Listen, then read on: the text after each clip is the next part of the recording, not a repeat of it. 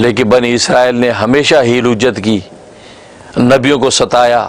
یہاں تک کہ ان کے اندر ایک فرقہ صدوقیہ ایسا پیدا ہوا کہ جنہوں نے نبیوں کو قتل بھی کیا۔ اس لیے قرآن نے کہا یقتلون النبیین بغیر حق، یہ ناحق جو ہے نبیوں کو قتل کرتے رہے ہیں۔ تو صدوقیہ فرقہ نبیوں کو قتل کرتا رہا اور اس بنیاد پر قتل کرتا رہا کہ دیکھو ہم اللہ سے یہ چیز مانگ رہے، اللہ ہمیں دے نہیں رہا،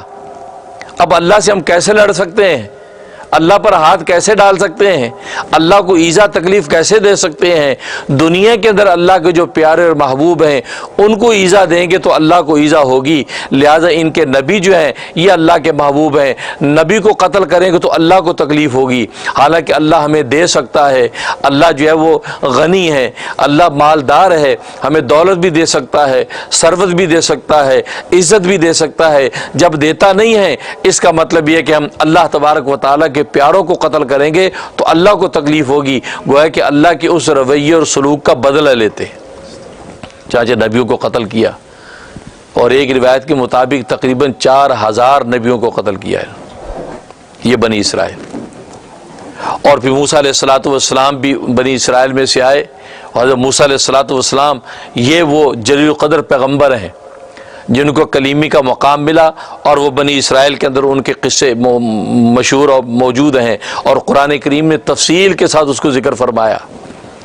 کہ اور موسیٰ علیہ الصلوۃ والسلام کو بنی اسرائیل نے کس کس طریقے سے کن کن مواقع پہ ستایا اور پریشان کیا، قرآن کریم میں سورہ بقرہ میں ان تفصیلات کو ذکر کیا جا رہا ہے۔ اور سورہ بقرہ میں اللہ تبارک و تعالیٰ نے ان بنی اسرائیل کی 5 حالتیں ذکر کی ہیں، 5 حالتیں۔ اس سے پہلے آدم علیہ الصلوۃ والسلام کا قصہ جو ہے وہ اختتام کو پہنچا ہے، پھر 5 حالتیں بنی اسرائیل کی ذکر کی ہیں۔ پہلی حالت کے تحت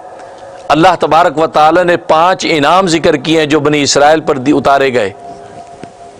اور 2 نقمتیں، 2 سزائیں ذکر کی جو بنی اسرائیل کو ملی، اور دوسری حالت میں اللہ تبارک و تعالی نے 3 خباستیں ان بنی اسرائیل کے ذکر کی ہیں، اور تیسری حالت میں ان کی 2 عہد شکریاں ذکر کیے ہیں، اور چوتھی حالت کے تحت ان کے 2 گروہوں کو ذکر کیا ہے،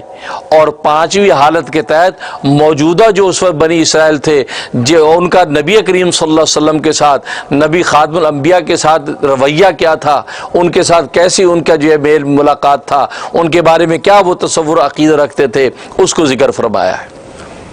تو 5 حالتیں ذکر کی ہیں، اور ہر حالت کی تمہید ذکر کی، تمہید ذکر کرنے کے بعد پھر اس حالت کو ذکر کیا، پھر اس حالت ختم ہونے کے بعد اس کا تتمہ اور اس کا خلاصہ بیان کر دیا، اور قانون خداوندی ذکر کیا۔ تو اسی طریقے سے 5 کی 5 حالتیں اللہ تبارک و تعالی نے بنی اسرائیل کی سورہ بقرہ کے اندر ذکر کر دی ہیں۔